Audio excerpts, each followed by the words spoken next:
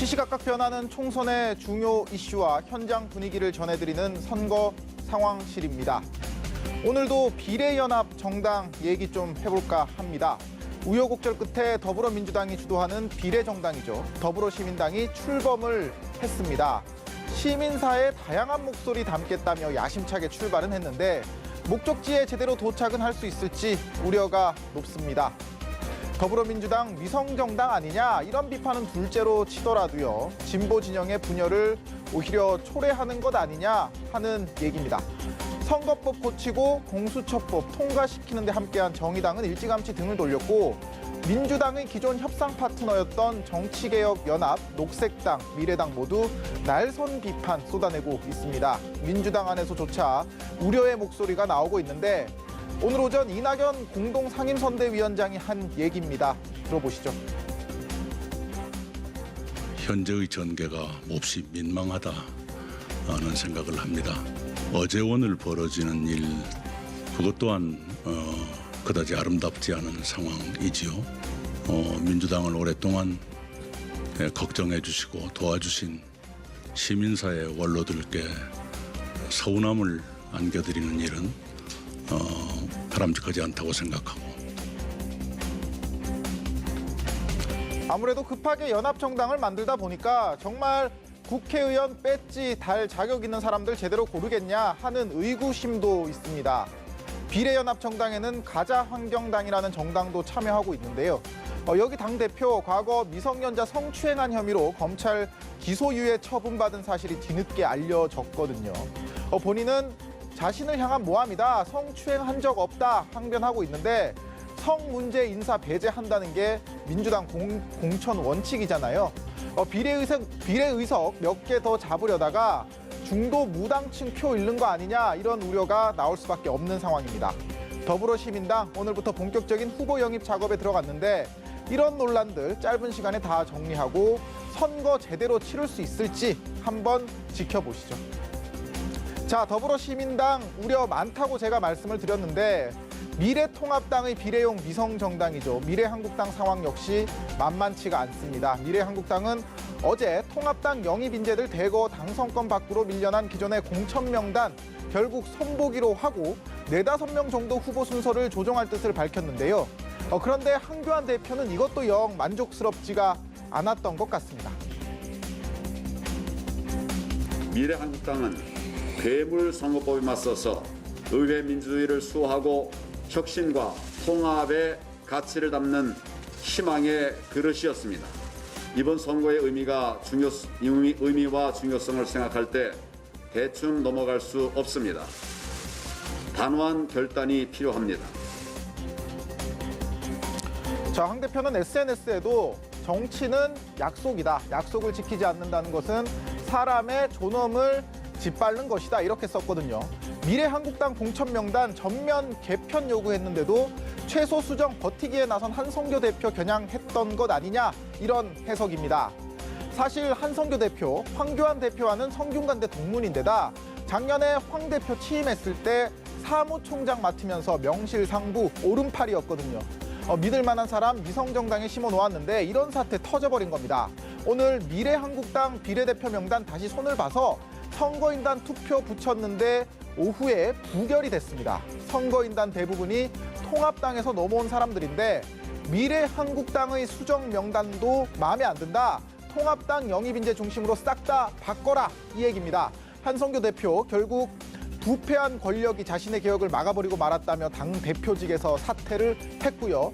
디위어 최고위원들도 총사퇴하면서 결국 원점으로 되돌아갔습니다. 이번 총선 비례대표 의석수 전체 300석 중에 무려 47석입니다. 여도 야도 꼼수 경쟁 벌이면서 거대 정당들이 이 47석 나눠먹기 수순으로 가고 있는 것 같은데 이러니까 다음부터는 아예 비례대표 없애야 하는 것 아니냐 이런 말까지 나옵니다. 헌법책 함께 펼쳐보면서 마무리를 하겠습니다. 정당은 그 목적, 조직과 활동이 민주적이어야 한다. 지금까지 선거 상황실이었습니다.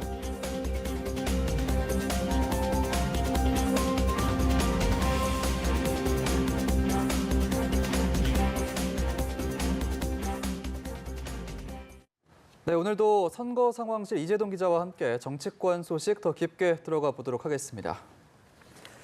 리얼미터가 3월 3주차 정당 지지도 조사를 했는데 결과를 보니까 민주당이 5주째 40% 선을 유지하고 있고 통합당은 창당 후에 최고치를 기록을 하고 있는데요. 이렇게 되면 좀 보수층이 결집하고 있다라는 분석도 가능할 것 같은데 그 배경을 좀 어떻게 봐야 될까요? 네, 일단 이번 여론조사 결과를 좀 자세히 짚어보면요. 예. 정당 지지도 민주당 먼저 지난주에 비해서 0.6%포인트 하락한 40.9% 나왔고요. 예. 그리고 미래통합당은 3.0%포인트 상승한 35.1% 나왔습니다. 지금 화면으로 보시는 것처럼 창당 후 최고치고 민주당과의 격차도 5.8%포인트로 출범 후 가장 근접한 수치거든요. 예. 결국 총선을 앞두고 보수층 결집하는 거 아니냐 이런 지금 해석들이 나오고 있는데요. 일단 가장 큰 원인은 이번 선거가 진보 대 보수 그러니까 뭐 문재인 정권을 지지하는 그룹 대 정권을 심판하는 네. 그룹 이런 양자 구도로 흘러가기 때문이 아니냐 이런 분석이고요. 예. 최근에 뭐 비례정당 사태도 그렇고요. 결국 다양한 가치를 수용할 수 있는 폭이 이번 총선에서 좁아지다 보니까 이렇게 진보와 보수 이렇게 거대 양당으로 지지율이 몰리는 현상이 나오는 거 아닌가 싶습니다. 예. 이번 여론조사에서도 또 하나 주목해야 될 게 통합당 지지도도 올라갔지만 문재인 대통령 국정 지지도도 0.7%포인트가 올라서 47.9%가 나왔습니다. 네. 과거 메르스 사태 짚어보면요. 예. 당시 그 박근혜 전 대통령 지지도가 10% 넘게 메르스 사태 때 떨어졌거든요. 예. 근데 지금 코로나19 사태에서는 계속해서 문재인 대통령 지지율이 40% 후반으로 계속 유지가 되고 있는 모습입니다. 그러니까 지금 코로나19 대응에 있어서 우리 정부 잘하고 있다 이런 평가가 많다는 거거든요. 예. 물론 보수층에서는 이런 생각들이랑은 좀 다른 생각들을 가지고 있는 것 같고 그렇기 때문에 이번 총선도 결국 진보 대 보수, 정권 지지 대 정권 심판 이런 구도로 흘러가는 현상을 보여주는 것 아니냐 이런 수치인 것 같습니다. 예, 예. 특히 또 이번 총선 같은 경우는 이제 공천에서 탈락한 예비 후보들이 무소속 출마를 하다 보니까 이 무소속 바람, 무풍이 거대 양당 구도를 흔들 핵심 변수로 꼽히기도 하는데 좀 주목되는 지역이 있다면 어디를 꼽아볼 수 있을까요? 네, 일단 무소속 출마 바람이라고 하셨는데 뭐 영남권을 중심으로 그 바람 불고 있는 것 같습니다. 통합당 공천 탈락자들이 대거 반발을 하면서 영남권에서 더 정확히는 대구 경북에서 무소속 출마자가 이어지고 있는 것 같은데요. 예. 뭐 홍준표 전 대표 대구 수성울에 무소속 출마를 했고요. 그리고 김태호 전 경남지사도 무소속 출마 뜻을 밝혔습니다. 네. 이 밖에도 이른바 이부망천 발언으로 알려졌던 정태욱 의원이라든가 예. 또 각대훈 의원, 이주영, 김재경 의원 등 지금 10명 가까이가 무소속 출마를 준비를 하고 있습니다. 이들 대부분이 대구 경북에서 지금 출마를 준비 중인데 그 대구 경북이라는 지역이 전통적으로 뭐 통합당의 텃밭이기는 했습니다. 근데 이 무소속 출마가 늘어나면 아무래도 표가 분산이 되잖아요. 그렇죠. 그렇기 때문에 그 무소속 출마가 늘면은 이 지역에 그 당선을 통합당 입장에서는 확담할 수가 없는 상황이고 또 무소속 출마가 계속 이어지다 보면은 이게 결국은 황교안 대표 리더십 문제로도 불거질 수가 있거든요.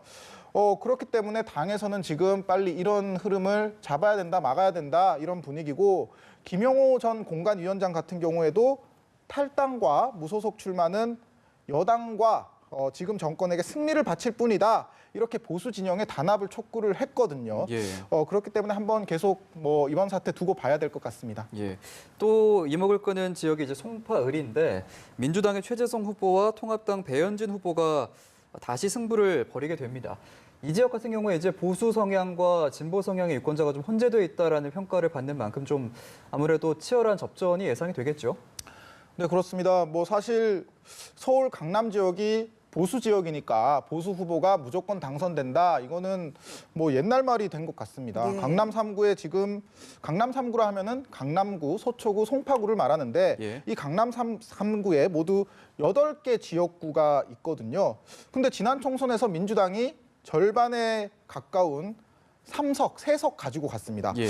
그렇기 때문에 뭐 송파울 역시 이번 총선에서 강남이긴 하지만 격전지 중에 하나다 이렇게 볼 수가 있고요. 네.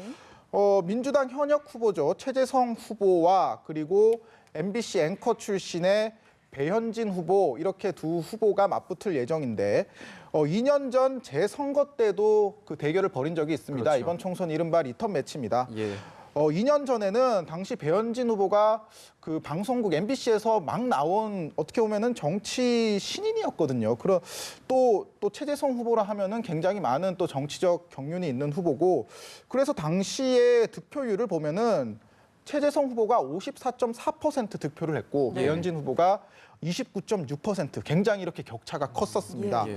하지만 뭐 이번에는 그렇게는 안 될 거다 이런 관측들이 좀 나오고 있는 게 일단 배현진 후보가 2년 동안 굉장히 지역구에서 기반을 닦았고 또 이번에 그 지역에 또 많은 인구들도 변화가 있었거든요. 예. 그렇기 때문에 과연 결과를 그렇게 뭐 볼 수 있겠느냐 좀 다른 여러 분석들이 나오고 있는 상황입니다. 예. 알겠습니다. 송파울 소식까지 오늘도 이재동 기자와 총선 상황 짚어봤습니다. 고맙습니다. 고맙습니다.